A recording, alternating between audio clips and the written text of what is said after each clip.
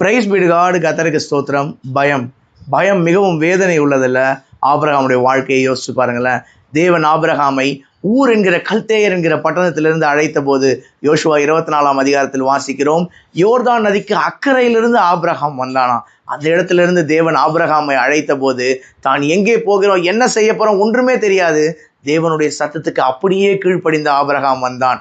ஆபிரகாமை விசுவாசத்தின் தகப்பன் என்று வேதம் சொல்லுகிறதுல ரோமர் 4ஆம் அதிகாரம் 18ஆம் வசனத்தில் வாசிக்கிறோம், உன் சந்ததி இவ்வளவா இருக்கும் என்று சொல்லப்பட்டபடியே தான் அநேக ஜாதிகளுக்கு தகப்பனாவேன் என்பதை நம்புவதற்கு ஏதுவில்லாதிருந்தும் அதை நம்பிக்கையோடே விசுவாசித்தான். தன் சரீரம் செத்து போனதையும் சாராளின் கர்ப்பம் செத்து போனதையும் ஆபிரகாம் எண்ணாதிருந்தான் என்று வேதத்தில் வாசிக்கிறோம்ல. ஆபிரகாமை குறித்து நிறைய மேன்மையான காரியங்கள் இருந்தாலும் ஆதியாகமம் 15ஆம் அதிகாரத்தில் தேவன் ஆபிரகாமை பார்த்து சொல்றாரு, ஆபிரகாமே நீ பயப்படாதே, நான் உனக்கு கேடகமும் உனக்கு மகா பெரிய பலனுமாய் இருக்கிறேன் என்று சொல்றார்ல. மனுஷன் முகத்தை பார்ப்பான், கர்த்தர் ஒரு மனிதனுடைய இருதயத்தை பார்க்கிறவர். ஆபிரகாமுடைய இருதயத்திலும் ஒரு காலத்துல பயம் இருந்திருக்குல்ல. ஆபிரகாமை பார்த்து முதல் வார்த்தை தேவன் சொல்லுகிறார், நீ பயப்படாதே.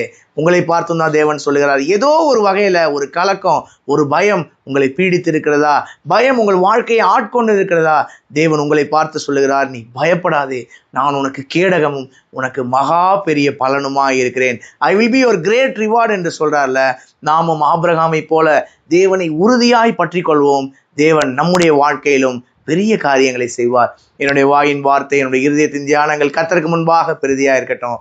கர்த்தருக்கு சித்தமான இன்னொரு வீடியோ பதிவில் நாம் சந்திப்போம். God bless you all. Thank you so much.